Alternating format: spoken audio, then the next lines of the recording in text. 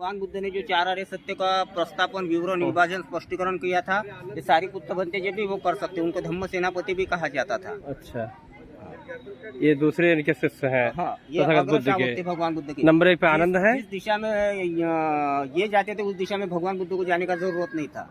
अच्छा, इतना ये भी काफी ज्ञानी थे। ज्ञानी थे।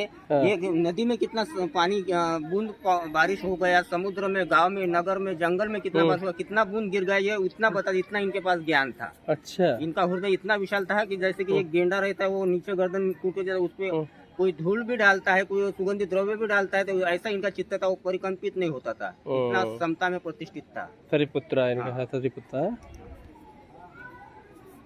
ये मैत्रानी पुत्र पूर्णा, ये धर्म कथिकों में अग्गल है, मुझे धर्म कथा स्पष्टीकरण में विभाजन करके समझाने में अच्छे उनके थे, 80 महाश्रावक में से एक थे। अच्छा,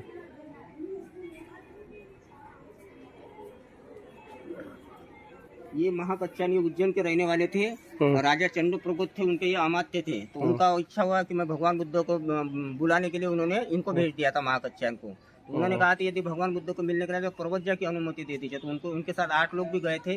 उनको आप जो चाहे हो भगवान बुद्ध से मेरी मुलाकात कर दो। तो वो बोले प्रवज्जा की अनुमति देते, तो वहां जाके प्रवजित हुए।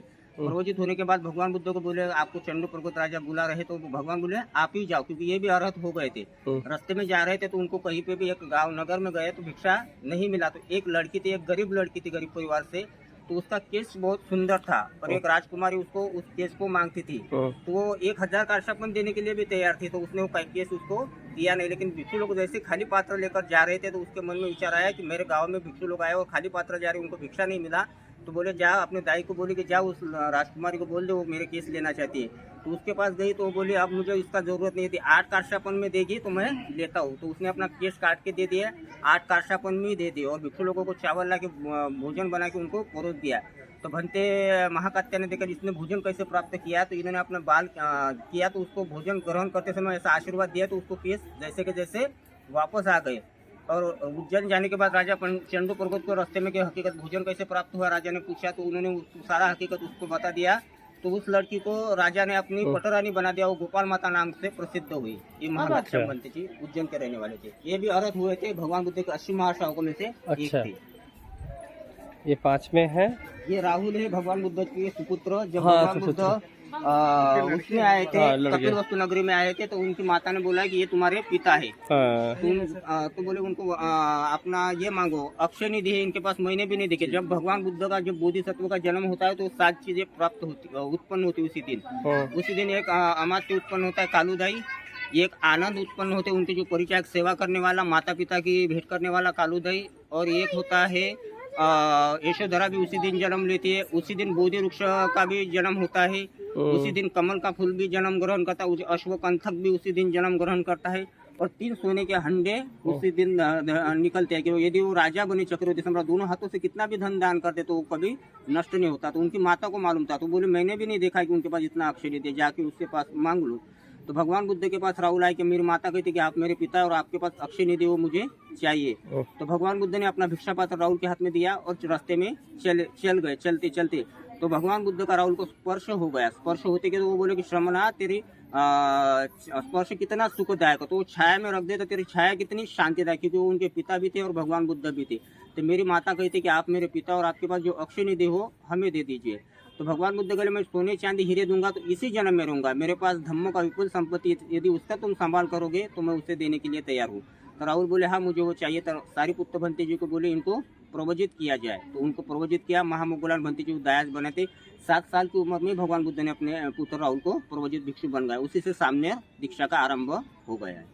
ये उनके पुत्र थे भगवान राहुल। हाँ, ये भी भंते बन गए, भंते बन गए थे। और भगवान बुद्ध की जो बहन थी रूपनंदा, वो भी भिक्षुणी बन गई थी। उनका भाई था नंद, वो भी भिक्षुणी बन गया था। उनकी माता महाप्रजापति जिसने दूध पिलाया था उनको, वो भी भिक्षुणी बन गई थी। उनकी पत्नी जो है यशोधरा, वो भी अच्छा, इनका एक चचेरा भाई था, वो हमेशा विरोध करता था उनके। देवदत्त वो भी भिक्षु बन गया था, वो भी भिक्षु बन गया था, लेकिन वो विरोध करता था, विरोध करता था, इसलिए वो उनका हानि हो गया। अच्छा,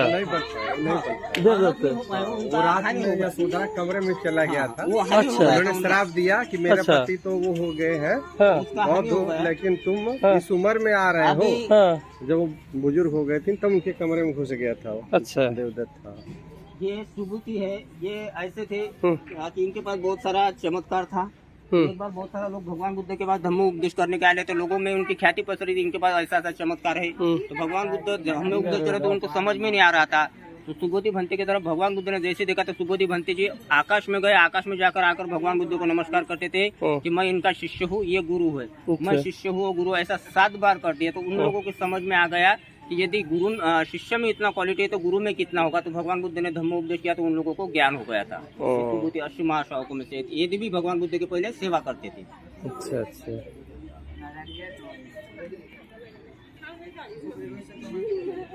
ये उपाधि नावी थे, उनके क्षत्रिय पुत्र जो थे जैसे कि आनंद, देवदत्त, भृगु, किम्बिल, देवदत्त उस समय का। तो वो लोग क्या प्रवजित होने के लिए निकल गए थे। तो उन्होंने अपना जो आभूषण था, सुवर्ण राजकुमारों का आभूषण था, सोना चांदी से भरा हो, तो उनके गोशे में बांध के इनको दे दे कि आपको जीवन भर इसको पर्याप्त हो जाएगा। तो उनके मन में वो रास्ते में जाकर इनको देता, उनके मन में आया तो ये तो कुमार है और सुकुमार है, मतलब ये इतने सुकुमार है, क्षत्रिय राजकुमार, और जो ये प्रवजित होने जा रहे हैं कि प्रवज्य धर्म कोई, संन्यास धर्म कोई साधारण नहीं होगा। और मैं यदि ये सोना लेकर भी गाँव गया तो क्षत्रिय लोग बोलेंगे इसने कुमारों को मार दिया, उनका धन ले लिया। उसने एक झाड़ को, टोकरी को बांधा, जिसको ये मिलेगा वो निकल जाए। उनके पीछे से ये आ गए। तो उन्होंने पूछा आप क्यों आए? तो बोले क्षत्रिय लोग मुझे मार देते, बोलेंगे कुमार मार गया। बोले क्षत्रिय लोग तो बहुत चंड है। तो भगवान बुद्ध के पास आए तो बोले हम क्षत्रिय लोग है, बहुत सारा अहंकार भरा राजकुमार है, तो इनको पहले हमारी पूर्वजा कर दो। तो भगवान बुद्ध के इनको पूर्वजा कहते, हम इनको नमन करें तो हमारा अहंकार थोड़ा दब जाएगा।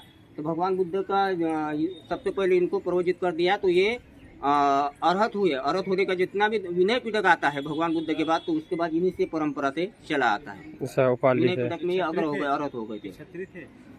ये नावी थे। कौन थे ये? क्षत्रिय थे, क्षत्रिय। ये जो थे महाकाश्यप थे। हाँ, इनका नाम सुना है महाकाश्यप का। यही ब्राह्मण परिवार के थे, महातीर्थ गांव में थे, रहते थे ये। तो इनका बहुत सारा धन संपत्ति था, लेकिन उनका मन नहीं लगता था कि मैं शादी कर लूं। तो इनकी पिता बोले कि आप शादी कर लो, शादी कर लो। तो उन्होंने ऐसा एक सोने का मूर्ति बना दिया कि ऐसी लड़की मिलेगी तो मैं शादी कर लूंगा। तो लेकिन लड़की तो ऐसे साकेत नगरी में ऐसा लड़की भी मिल गया इतना सुंदर। तो वो लड़की का भी ऐसा था कि मैं भी शादी नहीं करूंगी, मैं भी प्रवजित हो जाऊंगी। लेकिन दोनों को न चाहते हुए भी दोनों ने एक दूसरे को खत भी भेजा। लेकिन रास्ते में जो सैनिक ले जाने वाले, उन्होंने लोग कि इतने दिनों के बाद इन गाँव का युद्ध हो रहा था और ये युद्ध शांत हो जाएगा, दोनों में मैत्री भाव उत्पन्न होगा। वो खतरा लिख दिया और दोनों का न चाहते हुए विवाह के लिए दूसरा खत लिख के इनको देता। उनका शादी होगा। शादी होने के बाद बहुत दिनों तक साथ में रहे। साथ में रहने के बाद उन्होंने एक बार जंगल में गए। जंगल में जाने के बाद उनके मन में आया कि क्या इस जीवन में रहे, क्योंकि कीड़े निकलते थे और प्राणी खाते थे। तो उन्होंने उनके जो काम करने वाले उनको पूछा कि ये जो कीड़े निकल रहे हैं और पक्षी खा रहे हैं, तो इसको पाप कौन लगेगा? तो बोले आप ही को लगेगा। उसी दिन उसी ने भी घर का जो धान्य था वो डाला था, उसको भी पक्षी आकर खा रहे। तो बोले ये पाप मुझे लगा मैं आज ही प्रवजित हो जाती। तो दोनों ऐसे प्रवजित हो गए थे। तो दोनों ने ऐसा साथ छोड़ा तो धरती सुद्धा कंपित हो गई, परिकंपित हो गई थी। तो भगवान बुद्ध ने एक बरगद के वृक्ष के नीचे आकर बैठ गए और महाकाश्यप को लगा कि मेरी प्रवज्या है, इसी को उद्देश्य करके मेरा जो प्रवज्या हुआ है। तो भगवान बुद्ध के पास गए तो भगवान बुद्ध के ऊपर एक फटा टूटा चिवर पहना हुआ था। तो उन्होंने भगवान बुद्ध ने उनके ऊपर अच्छा सुंदर दुश्शाल था। तो भगवान बुद्ध ने उनकी प्रशंसा की उस दुश्शाल की, मतलब वो जो चद्दर पहना था प्रशंसा करने का। उनको लगा कि भगवान बुद्ध पहनेंगे। तो उन्होंने कहा कि भगवान आप पहने। तो महाकाश्यप को भगवान बोले कि आप क्या पहनेंगे? जो आपके ऊपर का जो चिवर है मैं पहनूंगा। तो भगवान बुद्ध बोले कि ये साधारण चिवर नहीं है पहनना।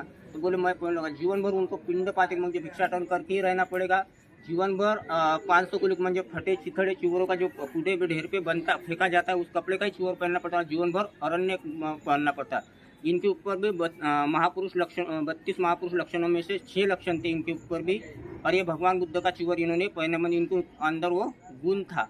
तो ये जब भगवान बुद्ध के औरस पुत्र में जो मुख से निकले हुए पुत्र हुए, तो तो भगवान बुद्ध का जब महापरिनिर्वाण कुशीनगर में, तो बहुत सारा 7 दिन तक उनका अग्नि देने के लिए प्रयास किया गया, लेकिन अग्नि कोई दे नहीं पाया। जब महाकश्यप भंते जी आए, उन्हें पुष्प गुच्छा अर्पण किया, उनको प्रदक्षिणा की और पूजा किया, तभी उनको अग्नि संस्कार हो गया था। ये भगवान बुद्ध से और उस पुत्र थे, मतलब द्वितीय पुत्र यही जलाए कुशीनगर में। अच्छा। मल्ल जात के थे। अच्छा। मल्लों के राजा थे। अच्छा। महामुगलान ये 4 रिद्धिपात में, अगर इनके पास बहुत सारा दिव्य शक्ति था, मतलब भगवान बुद्ध के पास 4 रिद्धिपात था। ये कहते हैं नंदोपनंद भुजंग विविध महंदी पूते न थेर भुजंग न दमा परंतु युद्धपदे से विदना जितवा मुनिंदो तंग जैसा बहुत तेज जय मंगलामी। बहुत सारा दिव्य शक्ति से युक्त थे इनके पास।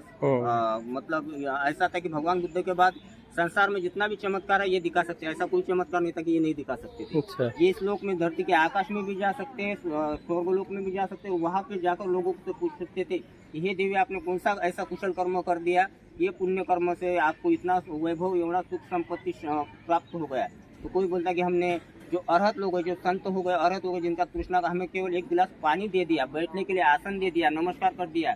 एक औरत बोलती थी कि मेरा पति रोज शराब पीकर आता था, मुझे रोज मारता था। तो एक दिन उसने क्या किया, जलती हुई लकड़ी निकाल दिया।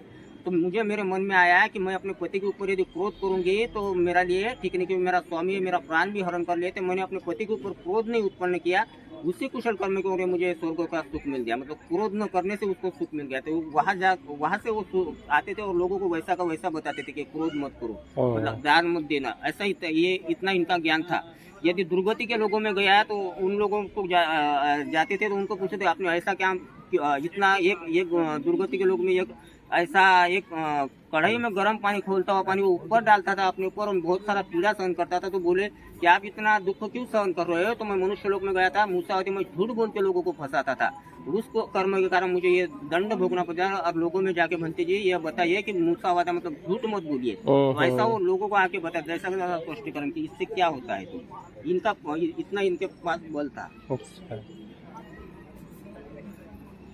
इनका त्रिपिटक में मिलता होगा, इनका सब त्रिपिटक में मिलता है, त्रिपिटक में मिलता है इनका। ये अनिरुद्ध ये भगवान बुद्ध के भाई भी थे। इनका ऐसा था कि जब भगवान बुद्ध का महापरिनिर्वाण हो गया तो ये भिक्षु लोगों ने पूछा कि भगवान बुद्ध का प्रथम ध्यान में गए, द्वितीय ध्यान में गए, तृतीय ध्यान में, चतुर्थ ध्यान में, आकाश चैतन, विया चैतन, अक्रिया चैतन, नेवसत्यातन पूछे, अनुलोम प्रतिलोम किया। जब भगवान बुद्ध का महापरिनिर्वाण हुआ तो यही बता सकते हैं, ये भगवान बुद्ध का मन को जान सकते थे। मतलब इनका दिव्य चक्षु भगवान बुद्ध के भाई भी थे और ये भी अरहत हो गए थे। तो ये जो अनिरुद्ध भंते जी है, ये बचपन से ऐसे एक ये थे कि एक पहले जन्म में उन्होंने ऐसा एक बोधिसत्व म्हणजे प्रत्यक्ष सम्यक संबुद्ध को ऐसा एक दान दिया था। और उन्होंने ऐसा कहा था कि ये मैं दान दे रहा हूँ इसकी वजह से कि मैं कभी भी ना न सुन पाऊँ। तो उनके घर पे गए तो उनकी माता को बोला कि माता मुझे मालपुए बना दे। तो उनकी माता ने पहली बार भी बनाए, दूसरी बार भी बनाए, तीसरी बार गई कि माता मुझे मालपुए बना दे। तो उनकी माता ने अभी तो मालपुए है नहीं, तो वो गिल्ली डंडा खेलने के लिए गए थे जब बचपन में थे। तो एक देवता ने सुना कि इन्होंने ऐसा दान दिया था कि उन्होंने कभी ना न सुनो। और इनकी माता बोली ना नहीं, तो उन्होंने उनको जाके मालपुए इतना स्वादिष्ट बनाए, उन सभी मित्रों में खाए। तो घर पे आए वो खेलने के बाद कि माता आप तो बोल रही थी कि मालपुए खत्म हो गए और आपने तो मालपुए भेज गए। तो इनका इतना बल था कि माता बोले मैंने तो मालपुए दिए ही नहीं है, और ये बोल रहा है कि मालपुए दिए है। तो इनका इतना बल था कि जो चाहते उनको ना शब्द सुनने को ही नहीं मिलता था। ये भगवान बुद्ध के भाई थे, दिव्य शक्ति में अग्र थे ये। तो ऐसे ये 10 इनका बहुत सारा ज्ञान है इनका। हमने शॉर्ट में थोड़ा थोड़ा ये कर दिया। बहुत बढ़िया बताया आपने। विश्व के बारे में तो हमें प्रेरणा मिल जाती है कि ये कितना इन्होंने ये कर दिया इतना। और ये कोई साधारण लोग ने, बहुत राज परिवार से थे, राजकुमार थे, कोई साधारण लोगों ने इतना अर्हत हो गई। साधु साधु साधु इन सभी लोगों को नमन कीजिए, बहुत सारा पुण्य मिलता है अर्हत लोगों को नमन करने से।